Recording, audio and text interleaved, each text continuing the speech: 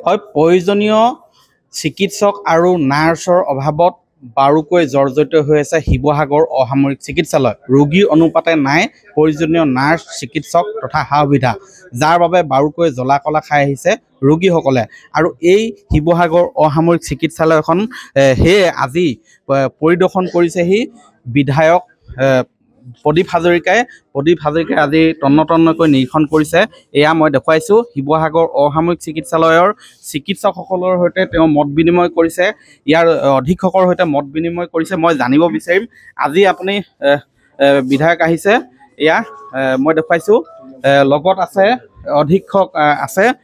আজি ইয়াত আপুনি ভ্ৰমণ কৰিছে, নিৰীক্ষণ কৰিছে, কিমান কি অভাৱ দেখিছে ইয়াত সমস্যা? ইয়াত মানে আমাক জইণ্ট ডিৰেক্টৰ আৰু ছুপাৰিণ্টেণ্ডেণ্ট হাজৰিকাদেৱে জনোৱা মতে ইয়াত ডক্টৰৰ সংখ্যা যিমানটো হ'ব লাগে তাতকৈ কম আছে। স্পেচিয়েলিষ্ট ইয়াত কম আছে। এনেই অন্য ডক্টৰ আছে, এতিয়া অৰ্থপেডিক্সৰ মাত্ৰ এজন ডক্টৰ আছে। কিন্তু তাত এজন ডক্টৰে মানে আচলতে গোটেইখিনি চাব নোৱাৰে। তাত আচলতে দুজন যদি ডক্টৰ হয়, সেইকাৰণে আমি আৰু এজন যাতে অৰ্থপেডিক্সৰ ডক্টৰ দিয়ে, সেইটো কাৰণে আমি তেখেতসকলেও জনাইছে। আমাৰ জইণ্ট ডিৰেক্টৰ আছে, জইণ্ট ডিৰেক্টৰেও ইয়াৰ পৰা গভৰ্ণমেণ্টলৈ লিখিছে বা জনাইছে। কিন্তু মই ৰাইজৰ প্ৰতিনিধি হিচাপেও মই আজি এইটো ইয়াত চোৱা মেলা এখেতসকলত আলোচনা কৰি পেলাই যিখিনি পাইছোঁ সেইখিনি লৈ গৈ মই চৰকাৰৰ লেভেলত মই আলোচনা বিলোচনা কৰি এইখিনি যাতে পূৰা কৰিব পৰা হয়। আৰু মই নিজেও এইটো অনুভৱ কৰিছোঁ যে অৰ্থপেডিক্সৰ ডক্টৰ ইয়াত বহুত প্ৰয়োজন হয়, কাৰণ আমাৰ ইয়াত বহুত ইনচিডেণ্ট হয়, বহুত এক্সিডেণ্ট হয়। এই জাজিৰ পৰা শিৱসাগৰ এই জেগাটুকুৰাতে মেক্সিমাম এক্সিডেণ্ট হৈছে, মানুহ মৰিছে, বহুতো হাত ভৰি ভাগিছে। সেইকাৰণে আমি অৰ্থপেডিক্সৰ ডক্টৰ যাতে দিয়ে ইমিডিয়েট। মানে আমাৰ এতিয়া ইয়াত ডক্টৰ আছে টোটেল ডক্টৰ 22জন।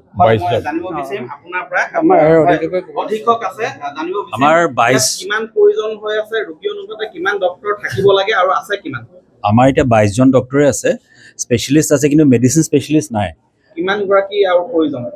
প্ৰয়োজনটো প্ৰত্যেক ডিপাৰ্টমেণ্টৰ একচুৱেলি 2জনমান হ'লে ভাল হয়, যাতে এজন কেতিয়াবা যদি বেলেগ ডিউটিত যায় এজন আমাৰ হস্পিটেলত থাকি যায়।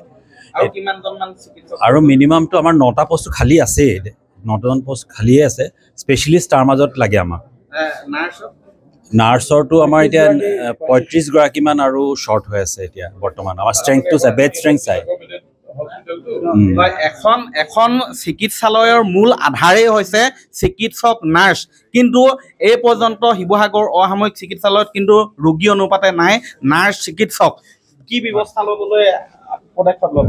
মানে ডক্টৰটো মই জনাত চৰকাৰে ডক্টৰ খুব সোনকালে এপইণ্টমেণ্ট দিব, আৰু এপইণ্টমেণ্ট হোৱাৰ পিছত মই ভাবোঁ ইয়াত ডক্টৰৰ যিটো সংখ্যা কম আছে এইখিনি মানে দূৰ কৰিব পৰা যাব। আৰু স্পেচিয়েলিষ্টৰ ক্ষেত্ৰতো তেনেকুৱা আমি তেখেতসকলকে দাবী কৰিম যাতে য'ত আমাৰ তেনেকুৱা স্পেচিয়েলিষ্ট প্ৰয়োজন আছে সেইটো যাতে তেওঁলোকে পূৰা কৰি দিয়ে।